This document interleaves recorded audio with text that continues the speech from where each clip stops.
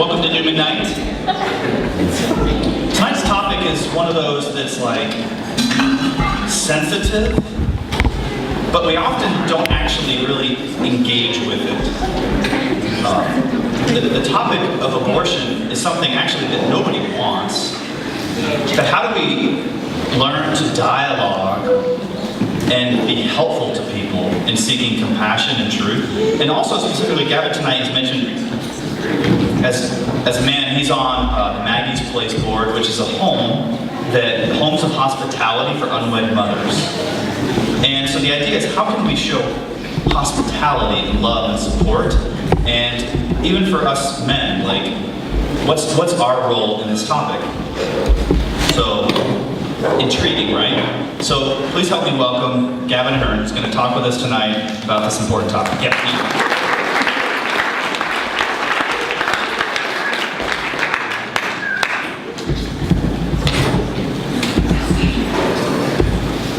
Hello, everybody. Thank you, Father.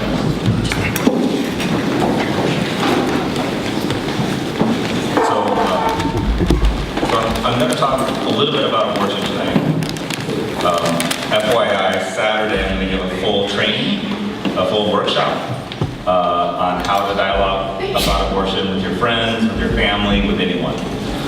So I think that a lot of people would like to be able to talk about abortion, but they don't really know where to start. They don't really know what to say. They're afraid of getting angry. They're afraid of making the person they're talking to angry.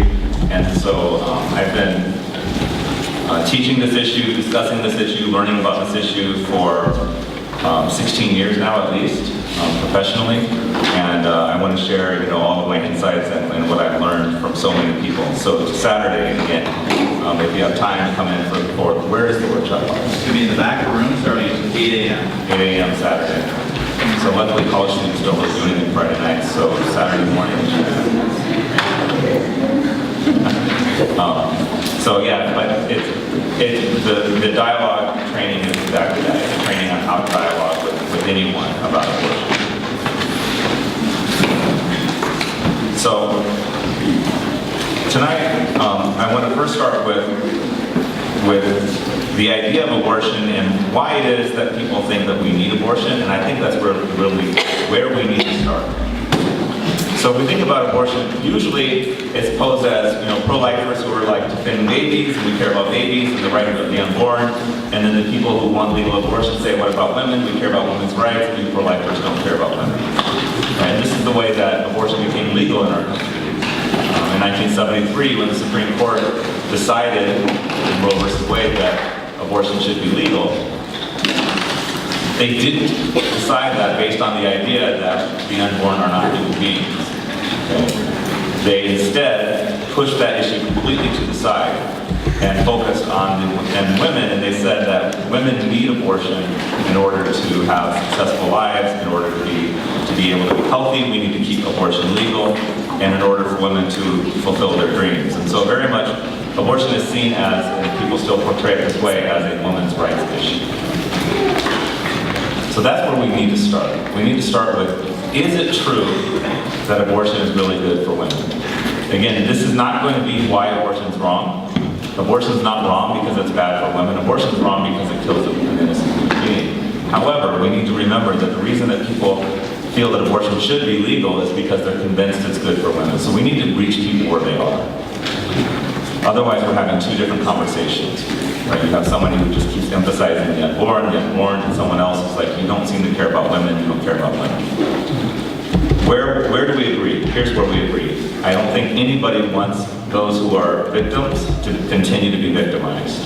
I don't think anybody wants those who are vulnerable, those who are weak, those who feel helpless to be victimized. Does that make sense? So the people who are very much in favor of legal abortion, they're not bloodthirsty, right? They're not like, oh no, we love abortion. That's not it at all. It's that they really believe there's a woman that's in a crisis situation, that she needs help, and that if this is what she believes is the rescue that she needs, then she needs to be able to have that rescue, right? Their motives overwhelmingly are very good, right? They have big hearts, and they care about human beings, and they specifically want to help those who are needy. And you can say the same thing, of course, with people who are against abortion. So where do we agree? We agree that when someone is helpless, when someone is vulnerable, they need to receive help. Okay? The mistake about abortion, though, is the idea that abortion actually helps a woman in need, that abortion is going to be the rescue that she needs. So they create this script that if she just has the abortion, then it will rescue her. Right? And that's where we have to start. Is that script really true? Is that narrative really true, that abortion really is a rescue? Let's see, 73, so how many years has it been? 45 years. 45 years later, I think most of us know people who've had abortions. Most of us know the truth, and the reality is that abortion is not good for women. The vast majority of women regret their abortions. Most women do not speak about their abortions. The reason they don't speak about their abortion is because of the guilt, because of the shame, the regret. They don't want people to know, they don't want people to judge them. And so we really need to pray for women who've had abortion because they're suffering in silence. Right? To lose a child is terrible. To lose a child and to have no one there to support you in mourning the loss of your child is something that I can only imagine. So the idea that abortion is good for women, we need to start there. It is not true. It is not good for women. How is it not good for women? Well, first of all, it is a dangerous procedure. It is not a simple procedure, it's a dangerous procedure. In order to be a good abortionist, if there's such a thing, you really need some advanced training. And very often there's very little training that's involved as far as people who perform abortions, and there's very little rules they have to follow. This is very important to know. People say abortion needs to be safe, legal, and rare. Legalizing abortion did not really make it safer. The reason it didn't make it safer is because even though it's legal, those who were performing abortions before abortion became legal are the same abortionists that were performing it after it became legal. Okay, so I know most of us, I'll talk about this too on Saturday, but most of us, if you've ever seen the movie Dirty Dancing, for a lot of us, that's kind of the idea of abortion that was first in our head, of this illegal abortion where someone's getting cut out.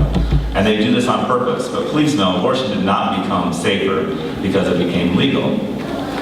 It remains the same procedure that it was with very few rules. The reason they have so few rules is because since it's a political issue, they don't want to pass laws and legislation that restricts abortion in any way. So for instance, a teenager cannot get her ear pierced in Arizona without her parents. You guys know this? You need to have your parents with you, but you can get an abortion without your parents. Right? It's easier to get an abortion than to get your ears pierced. This just gives us an idea of how few rules there are to abortion.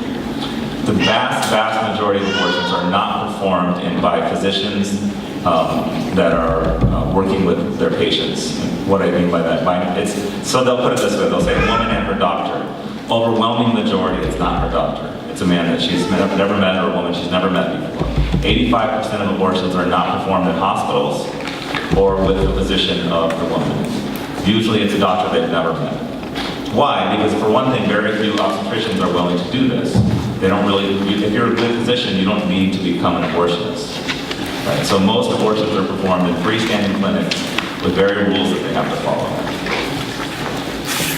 And the physical complications, I'm not going to get into because frankly it makes my stomach feel not so good. But the physical complications are real, and the vast majority of the time when there are complications, abortion clinics are not going to call 911 because that's bad press. That makes sense. They're not at a hospital. They're not really set up to take care of women in that way. So if there are complications, I see these stories all the time. Right? If there are complications, usually they're going to, bring someone to the hospital in their own vehicle or something like that to try to get them taken care of that way. Emotionally, abortion is bad for women. Why?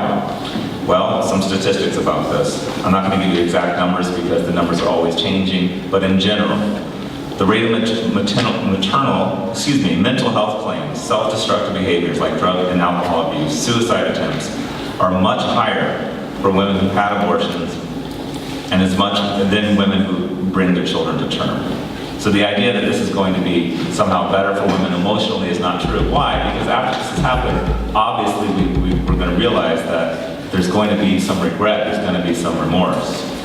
I remember one time we were praying outside of Planned Parenthood, and I was with high school students, and when we pray, we stand in semicircles and we pray. We're not protesting, we're not marching back and forth. We're there hoping that the women who enter change their minds. Anyways, this woman decided that she didn't like what we were doing, so she pulled over and she started yelling at the students. So I went up to her and said, please stop yelling at them. So she started yelling at me. And she said, these girls are making, we have no right to be there, and these women are having abortions. They don't need to be hearing this.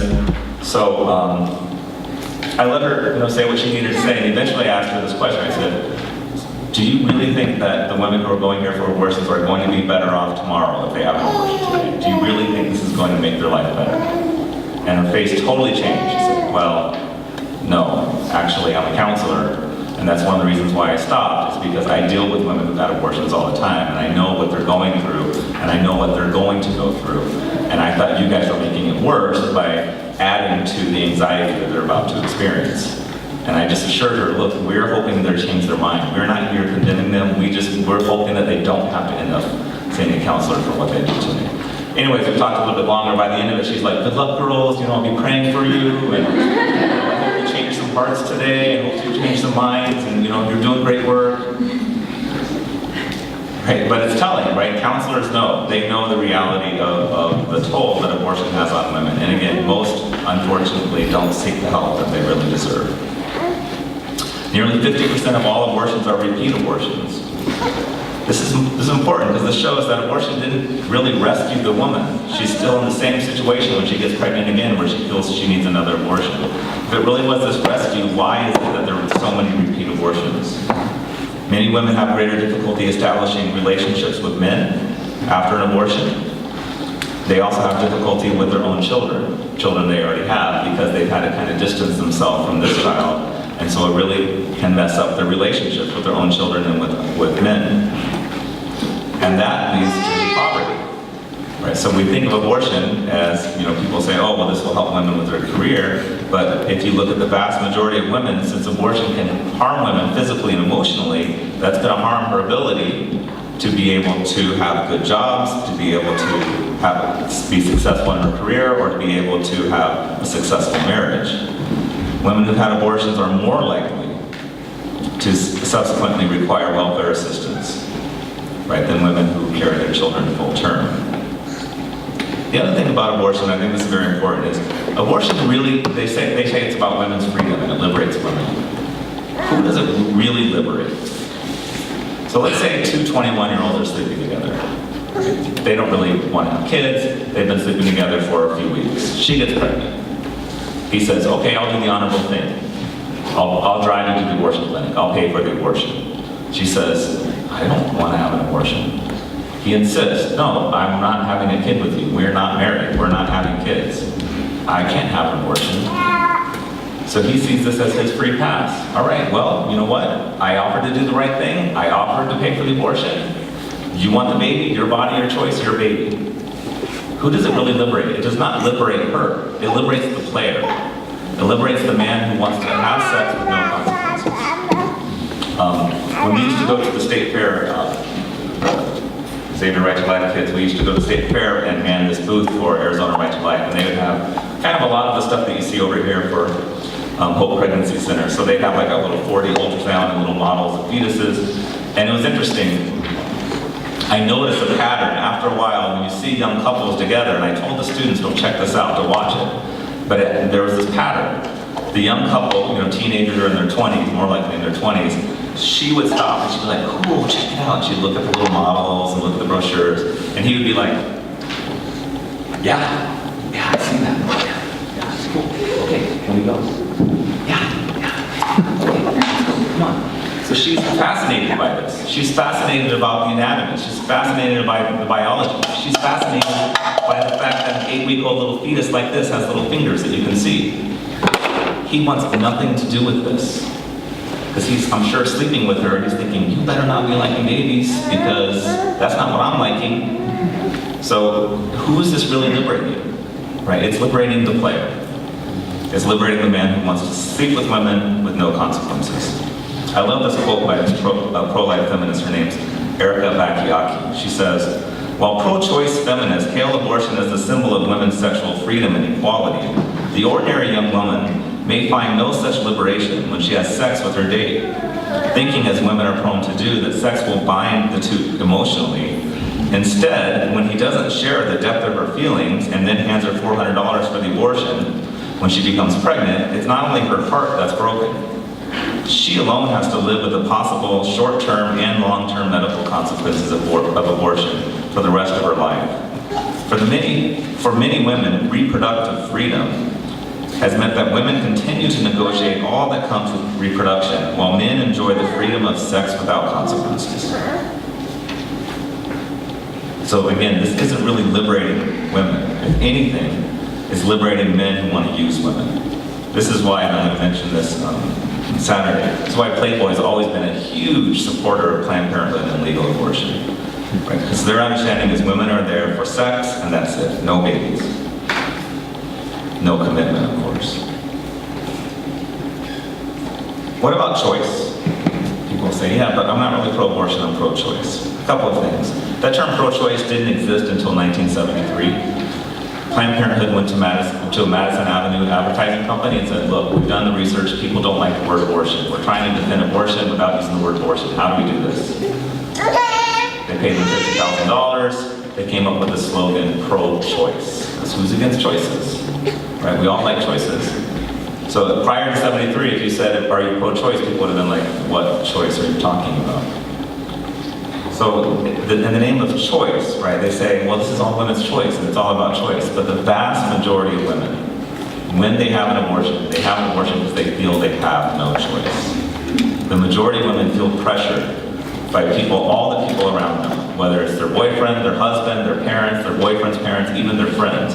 Because the reality is, it's easier for everyone around that woman if she just has the abortion. It's easier for them because their life is not going to be inconvenienced if she just doesn't get pregnant, if she doesn't carry the child to term.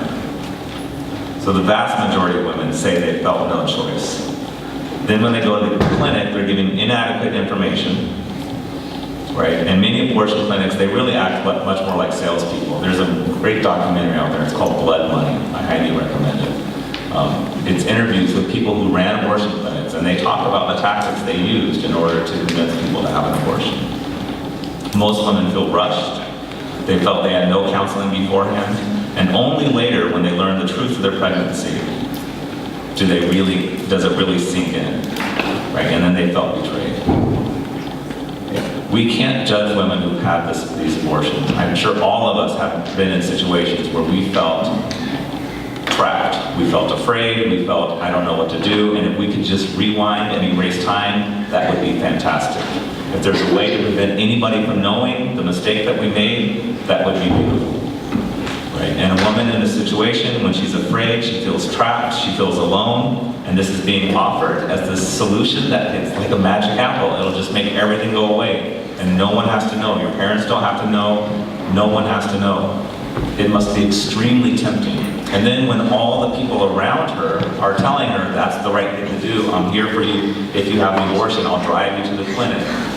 So, she's already in this desperate, dark situation where she feels, where do I go, right? And she wants a rescue, and this appears to be a rescue that'll just make everything go away, a quick fix. And then those around her are saying, yep, that's the right thing to do. I don't know how we can blame women when they've made this choice. Here's some quotes from, by the way, there's many websites out there for women who've had abortions. This quote comes from one of those websites for women who are regretting their abortion who want to talk about it. They said I made the right decision, but I was never given a choice. My husband exploded in anger, have an abortion or I'll leave you. Our pastor assured us that abortion was okay. My parents locked me in the house and made the appointment. I've got a story about that one too. One time we were at the clinic, and normally we have a sidewalk counselor with us. This time we didn't, so I was the lone adult there, and I had no idea what to say. So I grabbed my rosary, and there was a teenage girl sitting outside of the clinic, like sitting on the bench, watching us pray, and I was like, I gotta say something.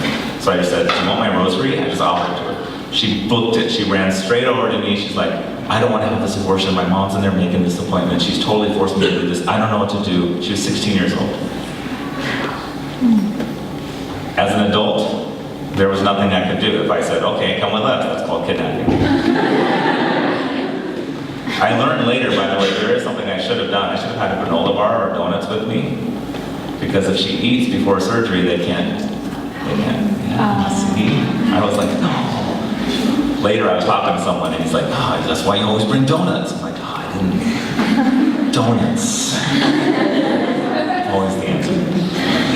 So anyway, it was really sad. And so I gave her the rosary and I told her her rights. I just said, look, when you're alone with that doctor, you tell him, if you touch me, I'll sue you. I do not consent to this.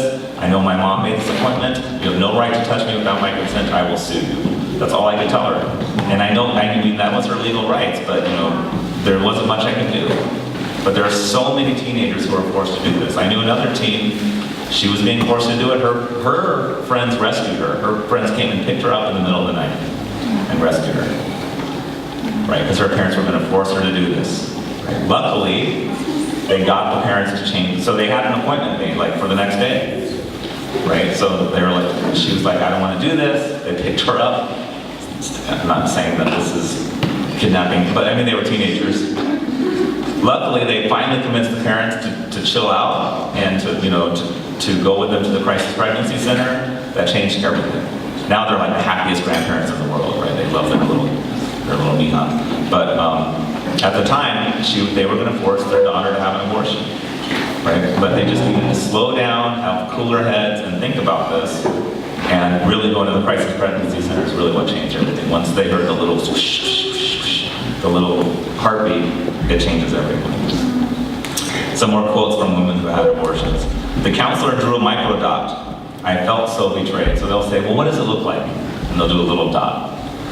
And I've heard that before from women at the clinic. They'll say, oh, it's just a little cluster of cells. And they're like 10 weeks pregnant.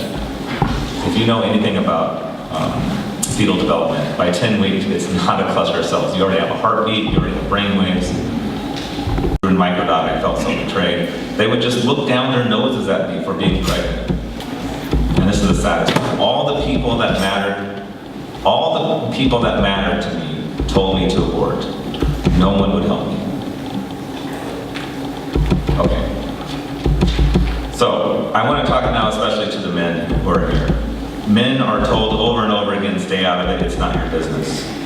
Right? That this is not a man's issue, that this is a woman's issue, it's her body, it's her choice, your job is to remain silent, to say nothing.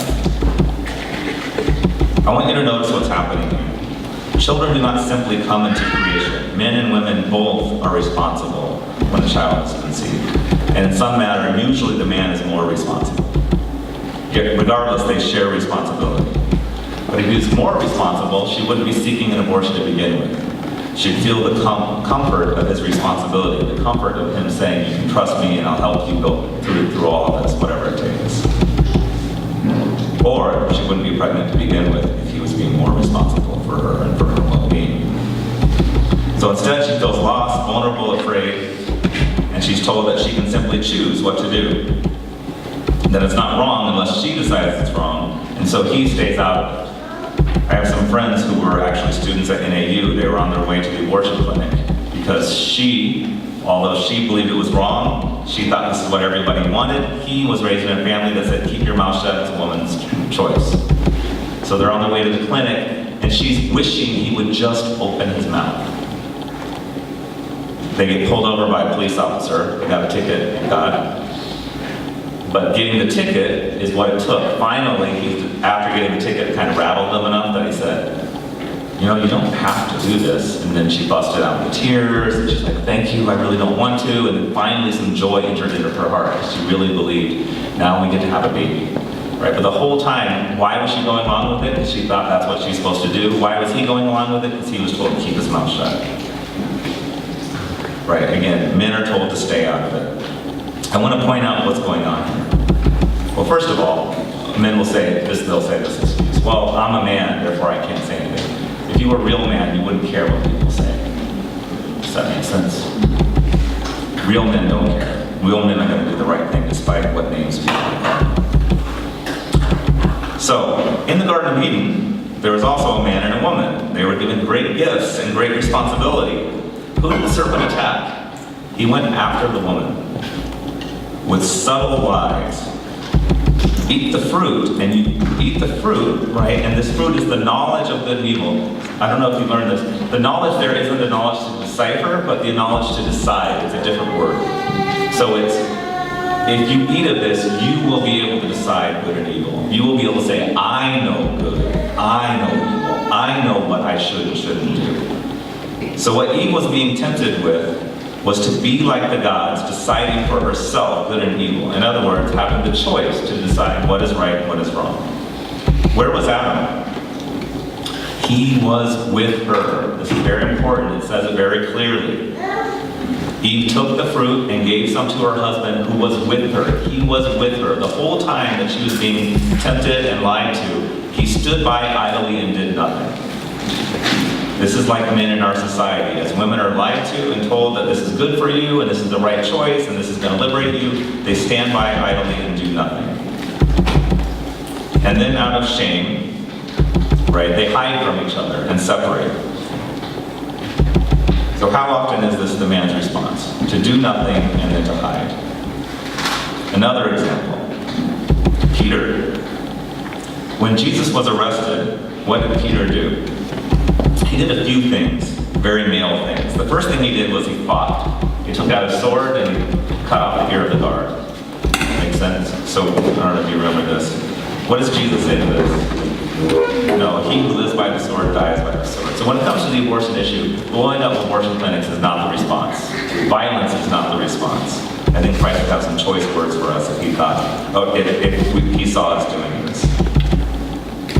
So the response should not be violence, but the response should be to pray for the people who work at these abortion clinics. This is what Christ did, right, before he was taken away. He prayed and he invited them to pray as well. After Peter cut off the ear, then he kind of stays by at a distance and hides. He watches the innocent one taken away. He watches the innocent one who's being sentenced to death, and he does nothing. Right? He hides, silently hiding, acting like he doesn't even know who Christ is. Again, this is very similar to Adam, and very similar to what many men in our society do. They say, it's not my issue, and they try to stay out of it. And then he goes away, realizing how wrong he is, and bitterly weeps. He becomes discouraged, defeated. But the story doesn't end there. Jesus has other plans for Peter, which include incorporating his failures, Peter's failures, in order to help him to become the great shepherd that he was to be. After the resurrection, Peter asks him 3 times, "Do you love me?" Showing Peter that he forgives him, that he knows he forgives him, and then really empowering him to go forth and be that amazing pastor. Right? He tells him, "Tend to my sheep, feed my flock." So what is he doing? He's showing him, look, you're not perfect. You sinned. I've forgiven you. See my flock? They're not perfect. They're going to sin. Don't you dare judge them, but help them, guide them, forgive them, right? Shepherd them. So this is what Christ is telling us. First of all, we cannot judge, right? We cannot cast stones. Men in our society are plenty responsible for legal abortion, if not the most responsible. By the way, it was 7 men who decided abortion should be legal in our country. 7 Supreme Court justices. Moreover, usually when a woman is in this situation, it's because of the irresponsibility of men. So we cannot judge. We should not respond with violence. We should not stand on the sidelines and do nothing. But we also shouldn't be discouraged or feel defeated. We need to follow Jesus' example. Stay awake and pray for strength. Pray for strength against the temptations of the flesh. When necessary, speak up. Be prepared to have conversations. Know your stuff. That's what Saturday is about, is to be prepared to have a conversation at any time with any person. St. Peter later would write, be prepared to give an answer. Walk with women during this journey. Accompany them. Right? Support them during their pregnancy and afterwards. This is why I'm involved with Maggie's Place. Maggie's Places are homes for hospitality for women who are in a crisis pregnancy or have just had a baby and they have nowhere to go. Otherwise, they'd essentially be homeless. Right? So support them during this time. Pray for them. Fast for them. I emphasize this. Don't just pray, fast. Why? Because fasting counts. Fasting works. Fasting, not that prayer isn't, but let's be honest. If you had a choice, say a rosary today or fast all day long, I would much rather say a rosary, right? Food is good. Right? Giving up food, that's personal. Right? So fasting for someone, it counts. Why? This is how Christ showed us himself. He fasted. So you're praying for them with your body. Right? Suffer for them. What does that mean? Do whatever it takes. Right? It might cost our comfort. It might cost our reputation. It might cost our pocketbooks. It might cost our time. Whatever it is, be willing to suffer for them. Right? If you really love someone, you're willing to do whatever it does, whatever it costs, and not to count the cost. Right? Whether it's our time, our money, our reputation, our comfort, whatever it takes. Now I know the title of the talk is "What should I do if I'm in a crisis or if my friend's in a crisis pregnancy situation?" So let me give you some guidelines. By the way, first of all, I am not a counselor. I'm a theology teacher, right? So this is not my specialty, but I know enough about it to give you some broad strokes here. So first of all, there's four things it seems that we need to do. First of all, really try to understand, and like I said, put yourself in that situation.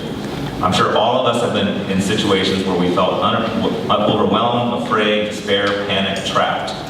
And all of the things that race through our mind, right, to get out of that situation. So try to really understand how afraid she probably is. Listen, and listen without judgment, right? Let her explain why she's contemplating abortion. If a woman's thinking of having an abortion, it's not that she wants an abortion, it's that she wants a rescue. She wants a solution to a crisis. So there's some problem, there's some reason why having a baby in this situation really would not be good. And so she sees abortion as the means to the solution. She doesn't see abortion as an end, right? She sees it as a fix to the problem. So listen and figure out what is the specific problem? What is the specific issue that's preventing her from carrying this baby full term? And then try to provide or help her to find other solutions to that specific problem, right? If it's my parents will kick me out, then say something like, it's terrible that your parents would kick you out for this. I'm really sorry. Maybe you can stay with me, or maybe we can find somewhere that you can stay, right? If it costs too much, right? Express understanding. I mean, children are expensive, but help her to find solutions. Don't simply, right, say, but abortion is wrong. Right?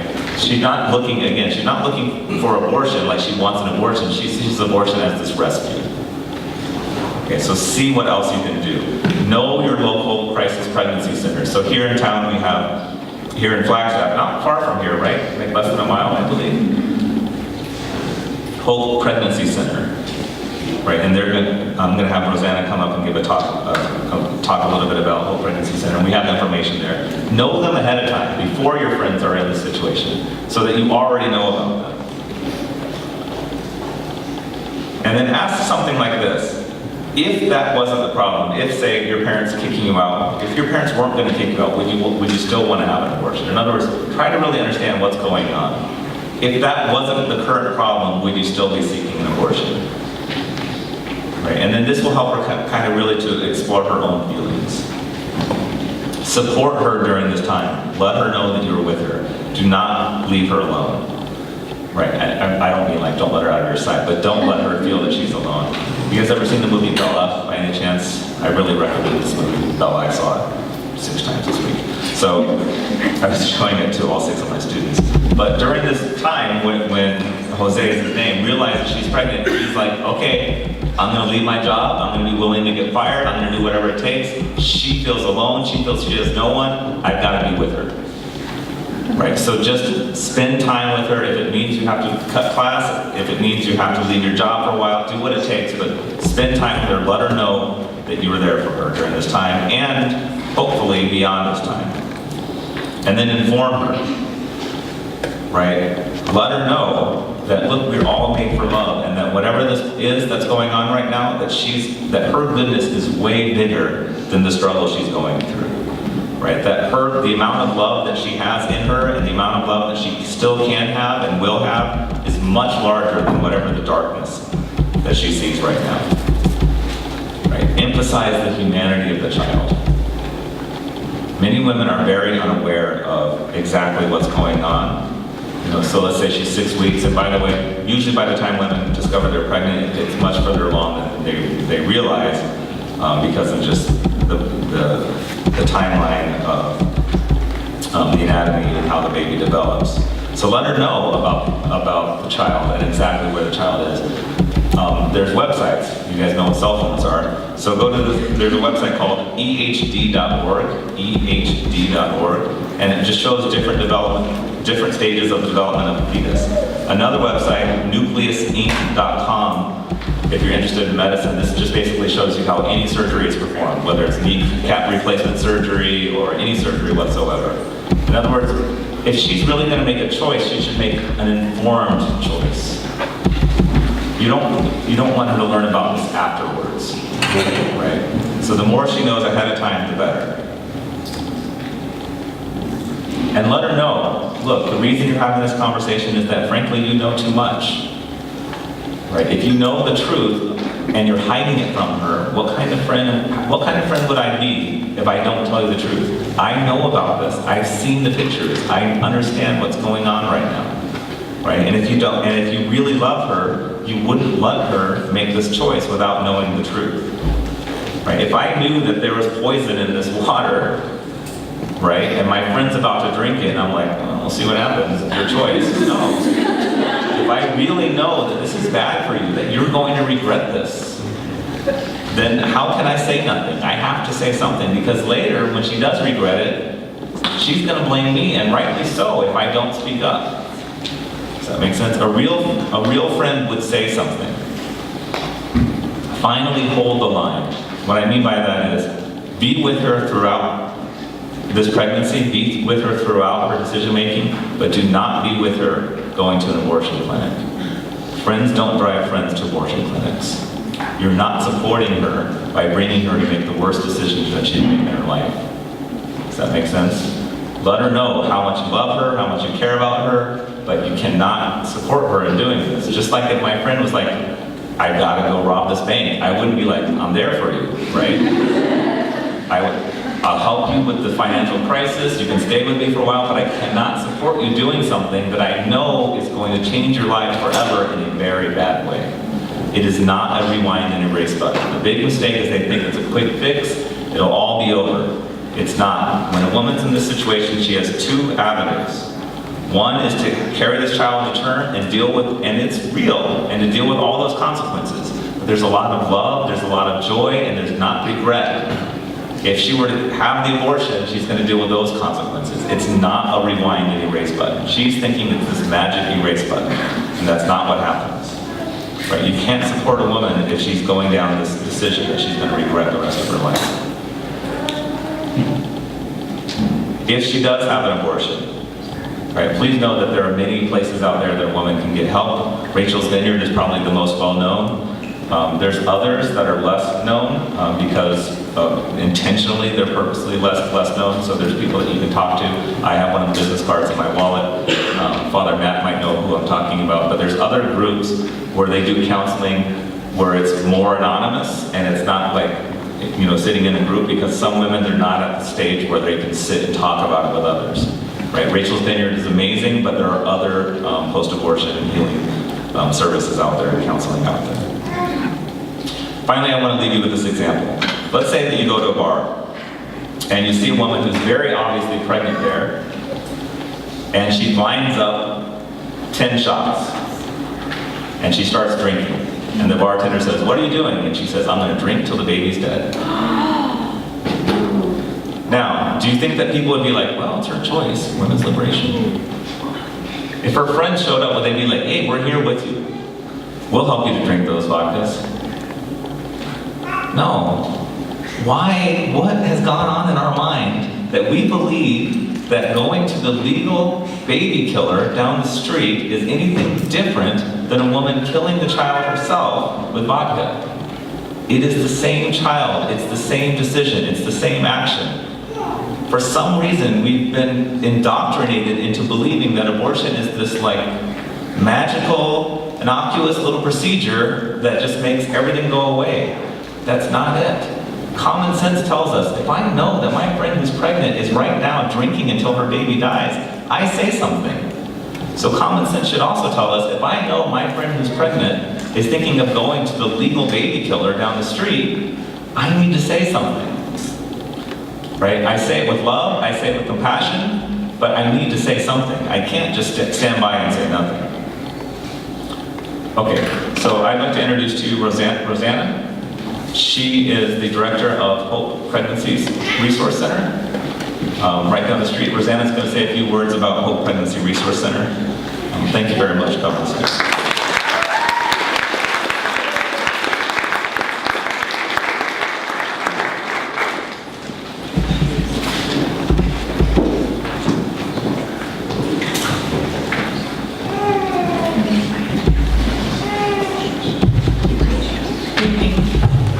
Most of you probably know where we're located. I do.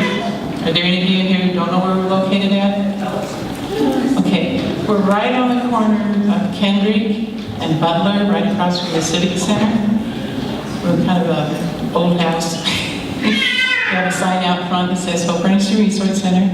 We're here to help the woman and the man, regardless of the situation, through their pregnancy. In fact, we just found out today about a turnaround, a woman who is set on abortion, and she changed her mind again. She's going to have her baby. And so that's a big, exciting thing. We have free pregnancy tests, ultrasounds. We do STI testing for chlamydia and gonorrhea. It's done by a registered nurse who's certified in limited obstetrical ultrasound, and she's really, really good with people. We have free baby clothes, maternity clothes. We have a parenting program for baby furniture and things. So if a woman comes to us, she has nothing for her baby, she doesn't know what she would do, she can't take care of it, but by the time the baby comes, she could have everything she needs. I mean, we have cribs and you name it, we've got it. We have things we don't even know what they're for. And we usually have to ask some of the moms because we have no idea. So anyway, and something he didn't mention is adoption. We do encourage adoption for those who are thinking of abortion. It's an act of love. It's a very tough act of love. It's hard to give up that baby after you've carried it for 9 months. But it's something that people need to think more about. We don't have a lot of girls who give up their babies, but we do have some. And they're usually okay with it, They know that they can't provide for that child the way they want to. Often they've been abandoned by the father, and they have nowhere to go, they don't have any income, and it's just, with adoption, they can have a place to live, they can have help until the baby comes, and so that's something to think about also as a viable alternative to abortion. I'll be over here in a few minutes and I'll talk to you about anything. And when they say it's not good for women, it's really true. I have some friends who had abortions. One, I had no idea. Well, I didn't have any idea on either of them. But the one said, I got pregnant. I was pregnant on Monday, had abortion on Friday, no big deal. Not too long after that, she met her husband-to-be. When she got her first baby, she walked down to the nursery and it hit her. And she said, oh my God, that was a baby I killed. And she never thought about it until then. And she's had to suffer for a long time. Another one had an abortion when I was in college. I didn't even know she was pregnant. She told me after she'd had it. And she'd been 5 months along. She had a saline abortion, a very ugly abortion, and usually the woman sees the baby. She's never recovered from that. She was unwilling to recover from it. She never bonded with her children. She wound up divorced. She gained over 100 pounds. She finally said she didn't believe in God anymore. It just so hardened her heart and the pain, you know, I don't have a lot of hope for her. But something to think about. It's really difficult. And we don't sit in judgment on anyone who comes in, regardless of their situation. Even the director of our board is, the president of our board is with Silent No More. She too has had an abortion. And we've had a lot of volunteers who have had abortions. And they are sometimes the best women to talk to when we have somebody in who's abortion-minded, because they can tell how it really is. And so, if you know anybody who's thinking of it, you know, send them our way. We're open from Tuesdays to Thursdays from 10 to 4. And like I said, I'll be over there and I'll answer any questions anybody has about anything, okay?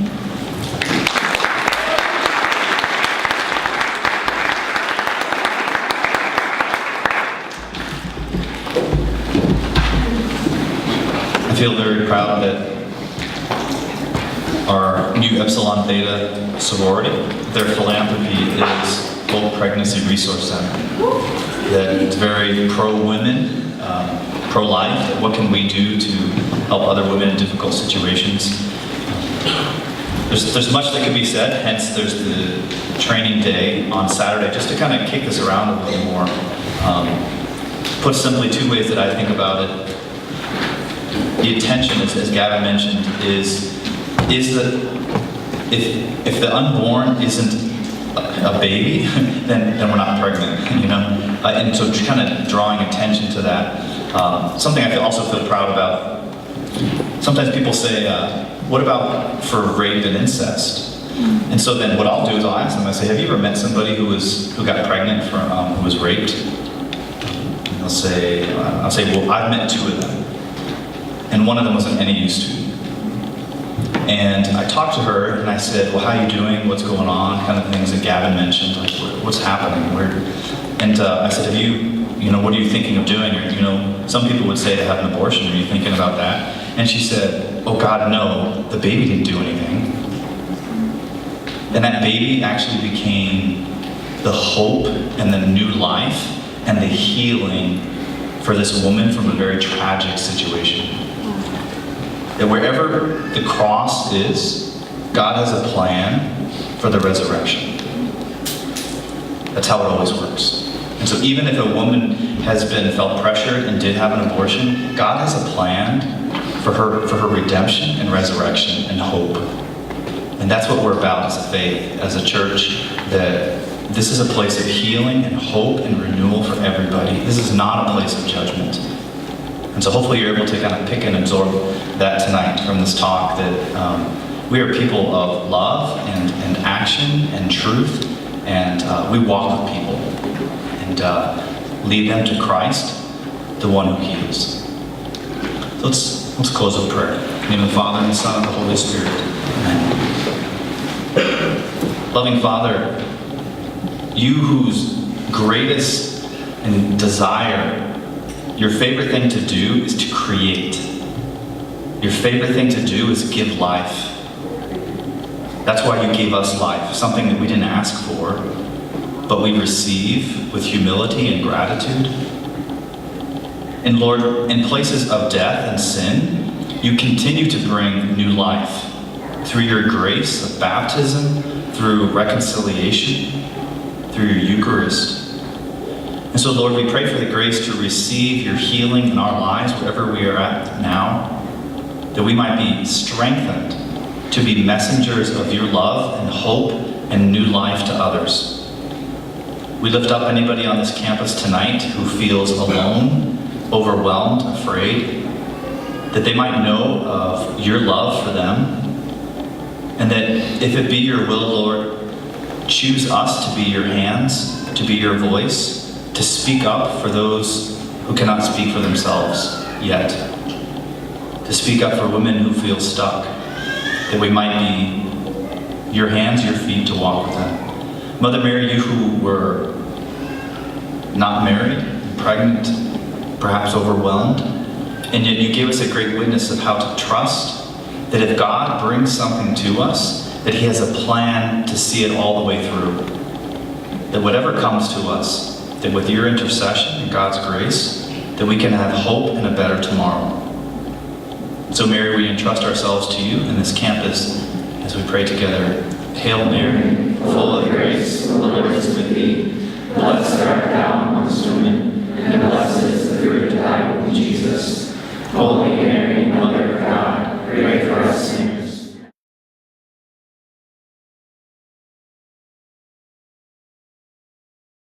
Now and at the hour of our death. Amen. In the name of the Father, and the Son, and the Holy Spirit. Amen.